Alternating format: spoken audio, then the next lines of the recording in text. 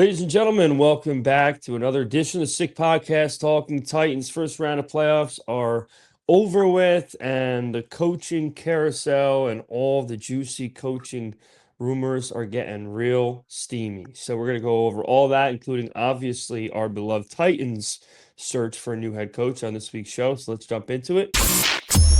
Turn up your volume. Because you're about to listen to The Sick Podcast. Talking Titans. Ward looking. Looping out of trouble. Trying to set up receivers. He's going to throw against his body to the end zone. Caught. Touchdown. Spectacular. Cam Ward, welcome to Nashville. The sickest Tennessee Titans podcast. It's going to be sick. All righty. Once again, ladies and gentlemen, welcome back to another edition of Sick Podcast Talking Titans, joined as always by my counterpart, Jarett. Jarett, how we doing today, brother? Pretty good, besides the cell phone allergy we got going on right now on the East Coast. Yeah. But, constantly always refreshing Twitter and seeing what's going on with this hardball news. So I know we're going to jump into that. Yep, absolutely. Before we get into all things Titans, as always, want to give a special shout out to our great sponsors over at DraftKings Sportsbook. An official sports betting partner of the NFL, makes every playoff moment feel bigger. DraftKings has your back with early exit protection. If the player in your eligible NFL prop bet goes down at any point in the first half, you still get paid in cash. Download the DraftKings Sportsbook app and use code 6sports. That is code 6sports to turn $5 into $300 in bonus bets if your bet wins. In proud partnership with DraftKings, the crown is yours. Gambling problem? Call 1-800-GAMBLER. In New York, call 877-8-HOPE-NY or text HOPE-NY 467-369. In Connecticut, help is available for problem gambling. Call 888-789-7777 or visit ccpg.org. Please play responsibly. On behalf of Boot Hill Casino and Resort in Kansas, fees may apply in Illinois. 21 and over. Age and eligibility varies by jurisdiction. Void in Ontario. Bonus bets expire 7 days after issuance. See sportsbook.draftkings.com/promos. NFL Sunday ticket offer for new subscribers only and auto renews until canceled. Digital games and commercial use excluded. Restrictions apply. Additional NFL Sunday ticket terms at youtube.com/go/NFL Sunday ticket/terms. Limited time offer. All right, Jarett. So a lot has happened since we were on last. Some incredibly shifting news in the NFL coaching world. Obviously, as you guys know, not only has John Harbaugh mutually parted ways with the Baltimore Ravens, but now Mike Tomlin has also stepped down as coach of the Pittsburgh Steelers. So that means now, Jarett, there are 3 head coaching vacancies in the AFC North, right? The North, right? Am I saying that right? So I think that's incredible. I can't remember the last time a division has 3 head coaching openings, and 2 of them are premier. How do you think this shapes up the Titans' search? Obviously, we know that Harbaugh is in the mix, and as we hear day after day, it looks like they are definitely in play. Looks like Tomlin might take a year off, but I think this is, if they don't land Harbaugh, this is kind of a negative that these 2 premier jobs are open. How do you view it? No, I mean, I don't think this affects the Titans at all. I mean, you guys, you, me, and everybody listening to us, everybody on Twitter, everybody, don't believe all the hype. You know, there's a lot of rumors going around. There's a lot of reports going around. You really don't know who is tied to, what team and who has, the right, report out there. But these openings right now in the AFC North, I don't think it has anything to do with us. I think they'll go after the Steelers, especially. I think they'll go after like a younger style head coach, a second-year proven head coach. The one that pops to me, it screams with the aura is Robert Saleh.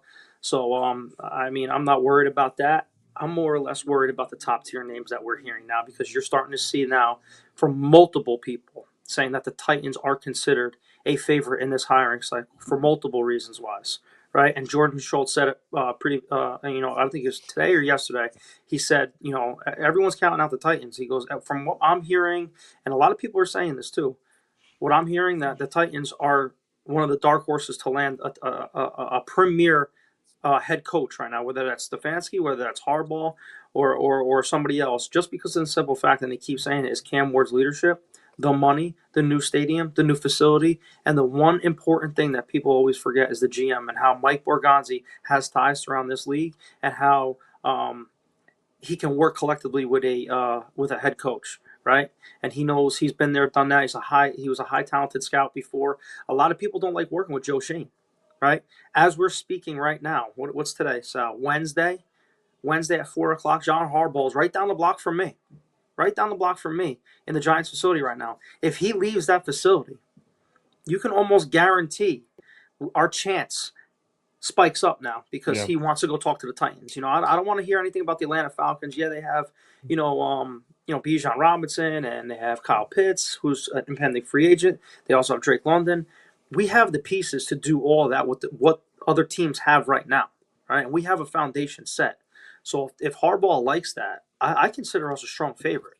So, I mean, everyone was saying that, there's no way in hell Harbaugh's going, to the Titans. Don't count us yet because, you see a lot of things and you hear a lot of things. And, I mean, it gets me excited. I've learned to step back a little bit now and just see how everything plays out.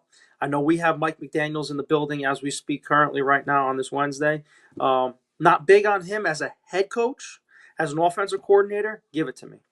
I don't want him as a head coach yet because to me, you could differ too. I don't see him as a rah-rah kind of guy that I'm going to run through a brick wall to. You know what I'm saying? A culture-setting guy. As an offensive coordinator to light it up on a scoreboard, absolutely. Head coach, no. Yeah, I slightly disagree. I'm not saying you're getting Ben Johnson level energy out Yeah. of him after a game, but I do think he has enough fire, at least on the sideline, and I think he does get enough of respect from the players that he's someone that is definitely on my board of someone I'd be very excited about, to be honest with you, Jay. So that's just my personal belief. Everyone's entitled to their opinion, but he's on my board of about 5 or 6 guys that I would be totally okay with. Um, I will tell you this though, I have to differ with you on the fact that Atlanta, in my humble opinion, is a way better job at this given moment than the Titans. Now, obviously, the jury is still out on Michael Penix, just as the jury technically is still out on Cam Ward. No matter if you love him as much as we do or not, the jury's still out on him. We don't have anybody resembling Bijan Robinson, Drake London. That division is absolutely more wide open, and the AFC South is wide open, but that division is way more wide open. Tampa Bay's on the decline. Carolina's good, but they're a ways away before they're a problem. And New Orleans, they're getting there. But that division, if Harbaugh wants to go somewhere and try to establish a playoff appearance every single year like he's used to in Baltimore, I think that division makes more sense to him. Now, on the flip side of that, when you look at the Titan job, you look at a guy that some would argue has a higher ceiling as a young quarterback in Cam Ward. You look at all the cap space. You look at now. I don't think the new stadium is remotely as important as a lot of people are putting. Everyone brings up the new stadium when they bring in why Harbaugh might come here. I don't think he gives a rat's ass about the new stadium. It's not going to be a negative by any means, but he's not coming here because of the new Nissan Stadium. But it's still a nice little caveat to add there. Obviously, the state income tax is something that should be incredibly important when you're going to have a guy that's already going to be making a premium price at his position. So I think all those things bid really well for us. But at the end of the day, I don't think number one, I really don't think that this giant dream that he's not leaving their building without a contract. I really don't see how that has any universe of being true because of course he's going to want to hear what the offers are on the other side of the fence. So to act like, it's the 85 Bears that are trying to hire him and they're going to be having no difficulties getting him to sign a dotted line, I think that's asinine. But overall, I'm very excited. I think with each day that passes, you get more national media coverage explaining to the world, hey, listen, obviously the Titans are a small market team. Obviously the Titans are a team that people forget about on a year-to-year basis. But they're still a franchise that is highly coveted by a lot of these inner circle NFL people. And there's plenty of pros to being in a position, because don't forget about this, Jarett, too. Forget about the division. Some of these guys, whether they want to admit it or not, nobody would want pressure at their job. Obviously some can handle it and they don't let it phase them, but it's very rare that you're going to find an NFL coach that says, okay, I want to go to the place where I'm going to have the biggest microscope on me. No matter how highly coveted they are, or what the resume is, if they're taking on a new job, if they have an opportunity to go somewhere and there's a lot of pros to it, and an extra added bonus is you're not going to be in the spotlight every single minute of every single day. That's a pro. Now, obviously, Harbaugh, no matter where he goes, he's John Harbaugh. He's going to be talked about. If he's a Titan head coach, we're going to be talked about on First Take every other freaking week. So, besides that part of it, I think it's even more so why Tennessee should be in mind. And like I said before, if there's any bad blood, Jarrett, this is the best job he wants to go to. This is a Baltimore Raven rival team. Whether you're a new fan or not, let me tell you, Titans and Ravens have been a rivalry for a very long time. And you bet your ass if there's any bad blood, which there might be after the way this owner's been talking, if you've heard, then that's just a small part that should be looked at too. But I feel good about our chances of getting someone good for sure. No, and it's especially like hardball, like you're saying. If you want to build a team, and I get where you're going with, Atlanta is more of an intriguing destination. Obviously, you have Drake, and you have Pitts if he stays, and you have Bijan who's world class, and you have that defense with the pass rushers who Pretty good defense, yeah. yeah, and you have I think Watts is over there and Jesse Bates and all them. So I mean they got a pretty good solid defense as well. But let's not forget what drives this. What drives this. With his NFL, with the league, and it's the quarterback. They're in Cap Bell with Kirk Cousins, and they have now Michael Penix, who could be a great quarterback, but he has 3 ACL tears now. Yeah. So I mean, do I want to go as a head coach, to a team like that with the quarterback position unknown? That's why I'm personally going to cross out the Falcons now with this search. I'm not being biased at all here. So and with the Giants as well, with the lack of people that want to.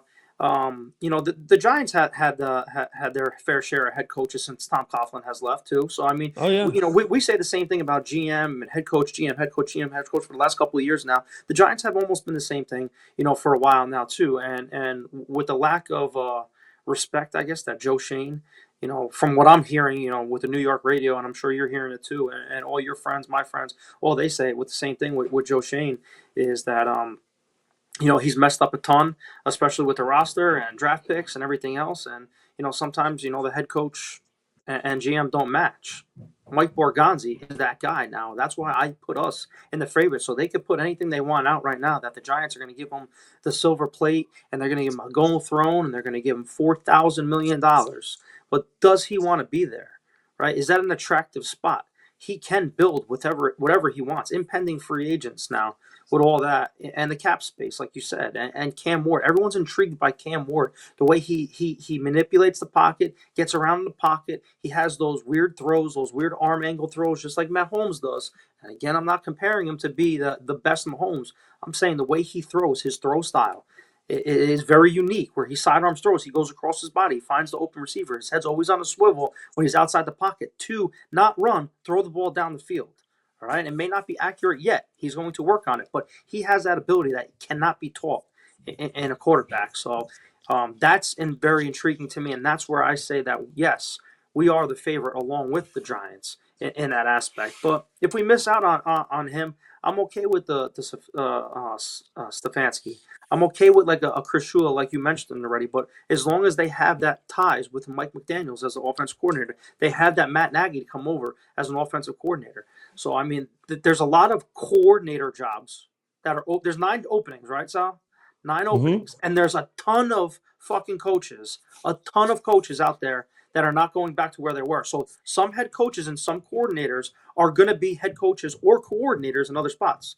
So you can have that hire where Cliff Kingsbury slides in as offensive coordinator, or Matt Nagy, or Mike McDaniel. So that's what's going to be great about this hiring cycle, because there's 9 jobs and so many coaches out there. And I think this wide net that we're casting, I think we're at 18 now, Sal. 18 interviews, something like that. Is way more exceeded the last time when we hired Vrabel, and with and I think we interviewed 15 the last time Callahan was hired and interviewed at that time. So I mean, they are doing their job as a franchise to get this hire right now, and to surround Cam Ward with talent, and especially a great mind to go forward and try to win a Super Bowl, man. Yeah, listen, I mean, as far as the coordinator positions go, I got to look at all of them. Matter of fact, Okay, so here's an area of concern for us Titan fans, right? So according to ChatGPT, who's not always right, but I would assume um, they're right in this regard. And I already knew about the Eagles. These are teams that are looking for new offensive coordinators. You ready? Tell me if these offenses have anything going for them. Detroit Lions, Tampa Bay Buccaneers, Los Angeles Chargers, and the Philadelphia Eagles. So let me just tell you right now, Jarrett, if we don't get one of these top tier offensive minds as a head coach, they're going to all of these places before Tennessee. Every single one of them. And why wouldn't they? Why wouldn't they want the Lions OC job? Why wouldn't they want the Chargers or Eagles OC job? So, I mean, that's something to keep in mind. I said, and I'm sure everyone would agree, the way they have to attack this is all their coordinators with this head coach, whether he's new or established, they all need to be borderline head coach candidates because enough's enough. This team's been an embarrassment for half a decade now. They need to just call all the bets off and say, we are not fucking this up. And another thing, another caveat, which I'm sorry needs to be brought up, God forbid, whoever we pick, if they don't work out, we want to have guys in place on that sideline that would absolutely be ready for the opportunity. Oh, absolutely, yeah. Not only for the interim, but for the actual contractual job. So that's even more of a reason when you're in this desperate state that you want guys as offensive coordinator, defensive coordinator, position coaches that are established guys. Yeah. So that's very important. So Yeah, but that's why. you want stability though in the organization. Like I said, when Jeff Fisher was here, he had Jim Schwartz, and I forgot the offensive coordinator. It's on the tip of my tongue.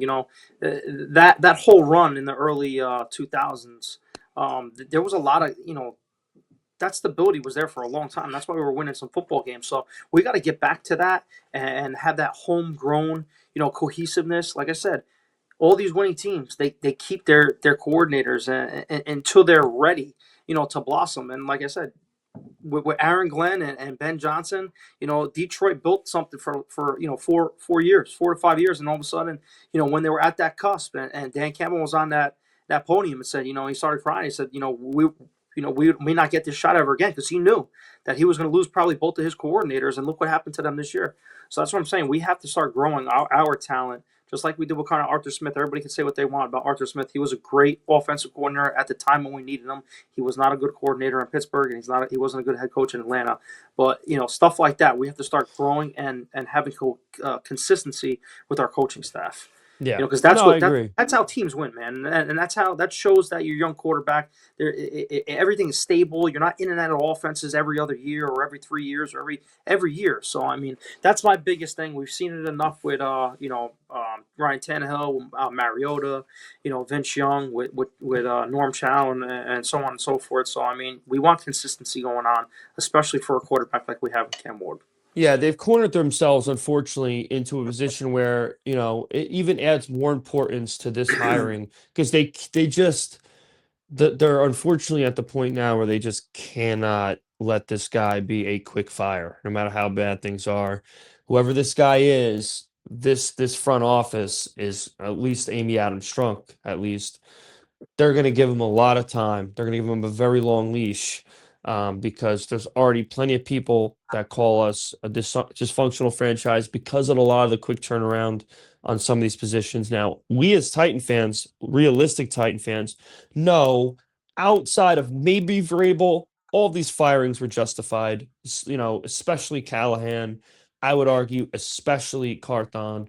So, I mean, but they don't want to have this notion from the national media Oh that yeah. they're a team that has absolutely no trust in the people that they hire. So this is, just adds even more importance that they got to get a guy that's going to be here a while so that they can build up some of their reputation again and not have people yapping that don't know much about us rather than the national view. Yeah. And they're going to say in public, hey, the Titans, they're not doing the right thing. They have a very dysfunctional owner. That's what the people who really don't know what the hell's going on are saying. And a lot of our fans, unfortunately, are gullible enough to believe what these talking heads say. But one thing I will add before we leave is, and and I'll add credit to my dad for this too, because he's the first one to bring it up in this manner. Amy Adams cannot be a reason why this team does not come here in the sense that she's not willing to pay. If John Harbaugh says he will come here for 17, 18 million dollars a year, she needs to swallow her pride. She's a billionaire, okay? And she needs to pay that money. End of story. You went every route possible. You tried Vrabel. You had success. And what you weren't, you let him go. You brought in a new guy. You brought in a new GM. Nothing's working. You got a reputation to start building, and Harbaugh would be that guy in the snap of a finger. If Yeah. he's willing to get on the plane and not leave the plane, you better give him the check he desires. And if she doesn't, then there's no more defending her. I cannot defend her anymore. But I have faith that that won't be the case, and I'm sure you would agree. I definitely agree. That's why I'm looking up right now. Who is Andy Reid is the highest paid coach in the 20 NFL. million. $20 million next to Sean Payton Yes. and Mike Tomlin, who's now fired, and Jim Harbaugh is $16 million. So you're spot on with that. So I mean I didn't know how much head coaches were getting paid, so that's why I just had to look that up because Oh yeah. I'm in full agreement. If you want to give him 17 million, one more million than his brother, totally fine with that. Because you got if he's out and he wants everything, and we give him those keys now, and he's going to have the keys to the team no matter what. With Borgonzi, with his scouting skills. So I mean, you give him whatever he wants at that point. And the one thing too to remember before we leave, guys, is like I feel that Mike Borgonzi, or I should say John Harbaugh, I think if he really likes the vision Borgonzi has, he's not going to be the guy that says, hey, I need full control of this team. I need this, this, and this. Now, obviously, the Titans are going to roll out the red carpet. And they might even be open to basically saying, hey, listen, you can do whatever you want. Obviously, I'm here to delegate all of the stuff that needs to be done to get it done. But whatever you want, you're going to have. But also, I wouldn't be surprised if they have a meeting and Harbaugh is very impressed with Borgonzi and his vision. And obviously, the resume he has speaks for itself. They might be able to have a relationship where it all works, where they're going to be on the same page and they're going to do everything the right way, kind of the way that Vrabel and Robinson wanted to be before everything went awry. So don't rule out that there's a universe where he comes here and it's not just he rules the roost, and Borgonzi's scouting means nothing and he has no say over the draft. That would be obviously the ideal situation where Harbaugh comes here and Borgonzi's still able to do his job. But we'll see, man. This is obviously a situation, Jarrett, where we're so used to being outside looking in and saying, oh, man, now a lot of the free agents over the past 5 or 6 years or so, we've been starting to we've gotten, starting with Clowney. But some of them haven't worked out really. None of them have worked out. So it's been bittersweet, but before the Clowney situation, we never got the free agent guy that we were always looking for. But, down the line, we've been starting to get these people. They have never panned out. We can go down the list of tons of names. But this is a different situation. This is not one that you should be able to live with if you miss out on, because we're not talking about Bud Dupree here, okay? We're talking about a guy at a head coach position that will change your culture and your presence as an NFL team in the snap of a finger. And you'll get all the eyeballs. And guess what, Jarrett? You think we're getting a primetime game or two with John Harbaugh as the coach? Without a doubt. Okay, so, I mean, that's important as well, whether you want to admit it or not. So all things would be great if he comes here. We got to keep our fingers crossed and hope that Mike Borgonzi and the organization and the foundation that they have built and the facilities, everything makes him feel good. And we'll be here to celebrate if things go the right way. But anything else you want to add, Jared, before we step out today? No, I mean, just keep it posted to our for all of our accounts on Instagram and X, and we'll be posting. If we hear anything, obviously, we will post stuff, and then if we break something over here, we will be live, so you guys can talk about it with us. So that's absolutely it. As always, guys, make sure you like, comment, share, subscribe. Make sure you hype the video up. Share the show with your friends. Like I always say, we think we have the premier style of talking Titans football. That's why it's in our name. We talk about the current events just like you would with your friends. So make sure to share the show, like the show, all that good stuff. Hope everyone has a great rest of their day and a great rest of their week. Make sure to touch base on our socials for the next show and all that good stuff. And as always, tighten up. Jimmy, send us out. And that's a wrap. Hope you don't miss us too much until next time. Follow the Sick Podcast Talking Titans on YouTube, Instagram, Facebook, Google Play, and Apple Podcasts.